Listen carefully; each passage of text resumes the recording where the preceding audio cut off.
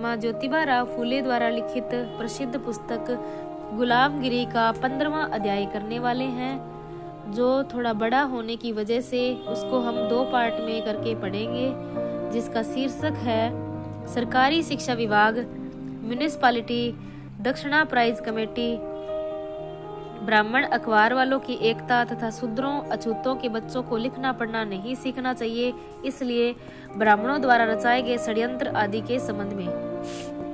धोड़ीराव, सरकारी बुनियादी शिक्षा विभाग के ब्राह्मण कर्मचारी गुलाबी बेईमानी करते हैं, इसका क्या मतलब है? ज्योतिबा राव, फिलहाल जिस किताब की वजह से ब्राह्मणों के सभी ग्रंथों में, शास्त्रों में, साहित्य में जो बेईमानी पूर्ण बातें लिखी गई है उसका रहस्य खुल जाएगा और उनकी पूर्वजों का भंडाफोड़ होगा, उनकी बेइज्जती होगी। इस बात से वे लोग भयग्रस्त हो गए हैं। उन्होंने अपनी बोली वाली सरकार से कभी कभी अकेले में मिलकर और कभी कभी अखबारों के द्वारा तरह तरह की गुलाबी रंगीन मसलने देकर उनके अधिकार में जितनी सरकारी पाठशालाएं हैं उन सभी में सरकारी बुनियादी शिक्षा विभाग से उस तरह की महत्वपूर्ण किताब को पाठ्यक्रम के निकाल कर बाहर कर दिया है। तब हम क्या कहें?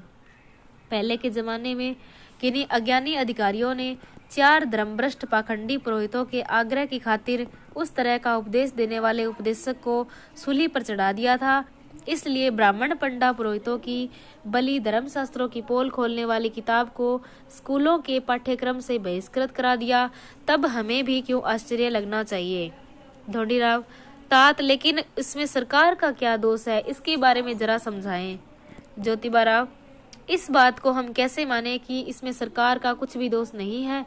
सरकार ने जिन तथाकथित प्रगतिशील ब्राह्मणों की दलील पर उस तरह के सत्य को कहने वाली किताब को स्कूलों के पाठ्यक्रम से निकाल कर बाहर किया, उस किताब का विरोध करने वाले लोगों द्वारा तैयार की हुई किताबें सरकारी शिक्षा विभाग के द्वारा स्कूलों के अभ्यासक्रमों में लगवाकर फिर उन्हीं लोगों को ही शूद्रों के स्कूलों में शिक्षक के रूप में नियुक्त करना, क्या यह उचित है?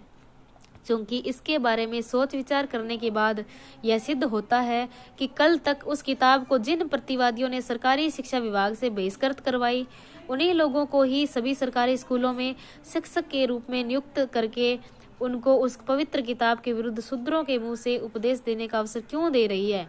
इसलिए हमारी बोली वाली सरकार के लिए उस पवित्र सरकारी शिक्षा विभाग के उन सभी प्रतिभागियों को उनकी किताबों के साथ निकालकर बाहर करना संभव न हो तो हमारी सरकार को कृपया सभी शिक्षा विभाग का एक साथ बंद कर देना चाहिए, जिससे ये लोग अपने अपने घरों में जाकर आराम से बैठ जाएंगे और कम से कम यह होगा कि हम शूद्रों पर जो करों का बोझ लदा जाता है वह कम हो जाएगा, क्योंकि शिक्षा विभाग के एक प्रमुख ब्राह्मण कर्मचारी को उस हर साल कम से कम 7,000 रुपया तनख्वाह देनी पड़ती है। अब सुल्तानी रही नहीं किंतु असमानी मेहर हुई, तब बताइए कि इतनी रकम तैयार करने के लिए शूद्रों के कितने परिवारों को 1 साल तक दिन रात की खेती में जुटे हुए रहना पड़ा होगा। कम से कम 1,000 शूद्र परिवार इसमें जुटते ही होंगे। दूसरी बात, इस मुआवजे के प्रमाण में इस बृहस्पति यानी ब्राह्मण से शूद्रों को सही में कुछ लाभ भी होता है? अरे, हर दिन 4 पैसा कमाने वाले शूद्र मजदूरों को लहलाती धूप में सूरज के निकलने के समय से लेकर के सूरज के डूबने तक सड़क पर मिट्टियों को टोकरियां सिर पर उठानी पड़ती है। उस बेचारे को कहीं बाहर जाने के लिए एक पल भी फुर्सत नहीं मिलती और दूसरी ओर बिना काम किए बगैर शारीरिक श्रम हर दिन 20 रुपए मिलने वाले ब्राह्मण कर्मचारियों को स्कूलों में खुली जगह पर कुर्सी में बैठने का काम करना पड़ता है। वे लोग म्यूनिसिपालिटी के मेहमान बनकर हर दिन सुबह और शाम को धूप गर्मी का माहौल समाप्त होने के बाद बाहर घूमने के लिए निकल पड़ते हैं।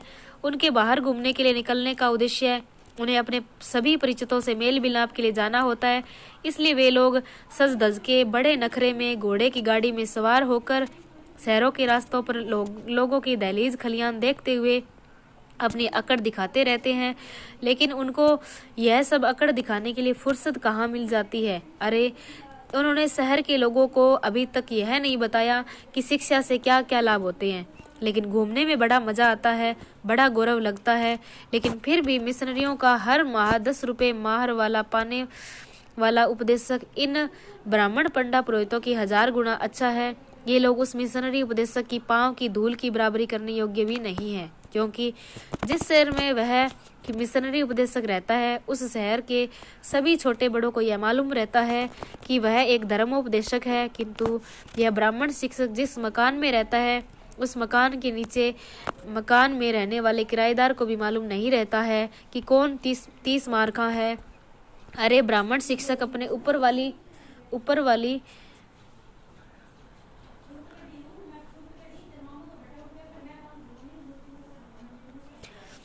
यूरोपियन कर्मचारियों के पास हर दिन इधर उधर की 4 गप्पे लगाकर मन चाहे तब घंटा 2 घंटा स्कूल में बच्चों को पढ़ाकर उनको साल में 2-4 लिखित रिपोर्ट कर देता है, मतलब उसका काम हो गया। और ऐसे लोगों को ही 4 पढ़े लिखे लोग ईमानदार नौकर और देशभक्त कहते हैं। अरे इन बिकाऊ ब्राह्मण नौकरों ने आज तक शिक्षा विभाग के लाखों रुपए खा लिए हैं, लेकिन सच कहता हूँ उनके हाथ से न तो किसी अछूत को शिक्षा मिली न ही शूद्रों को। उन्होंने उनमें से किसी एक को भी आज तक म्यूनिसिपैलिटी का सदस्य नहीं बनाया। इससे अब तुम भी सोचो कि इस शिक्षा विभाग में जितने कर्मचारी ब्राह्मण कर्मचारी हैं वे सभी वफादार नौकर अपने देश के अज्ञानी अछूतों के प्रति कितना हमदर्दी दिखाते हैं।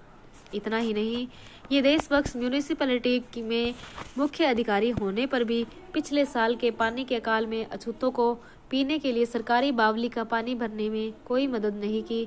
इसलिए अछूतों का म्यूनिसिपैलिटी में सदस्य होना कितना आवश्यक है, इसके में अब तुम ही सोच सकते हो। धोंडीराव तात, आपका कहना एकदम सच है, इसमें कोई दो राय नहीं हो सकती, किंतु मैंने सुना है कि म्यूनिसिपैलिटी के अंदर फिलहाल शूद्रों में से कई सदस्य इतने विद्वान हैं कि वे अपने मत देते समय अरे गोविंदा कहलाने वाले यंत्र की तरह अपनी गर्दन हिलाकर उनकी हाँ में हाँ मिला देते हैं, क्योंकि वहाँ खुद के हस्ताक्षर करने वालों की ही पहले कमी, फिर वहाँ से सभी इन्हें गुने पूज्य कहने वाले जाने माने लोग रहे,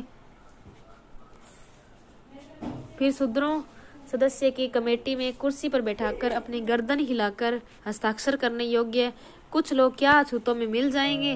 तो ज्योतिबा राव, ऐसे शूद्र सदस्यों से कई गुना अच्छी तरह लिखने बोलने वाले में कई अछूत लोग मिलेंगे, लेकिन ब्राह्मणों के स्वार्थी नकली पाखंडी धर्म ग्रंथों धर्मशास्त्रों की वजह से सभी अछूतों को छूना पाप समझा गया। तो आज के वीडियो में हम इतना ही करने वाले हैं। अगला जो इसी अध्याय को आगे हम अगली वीडियो में करने वाले हैं। तब तक के लिए थैंक यू। जय हिंद, जय भारत।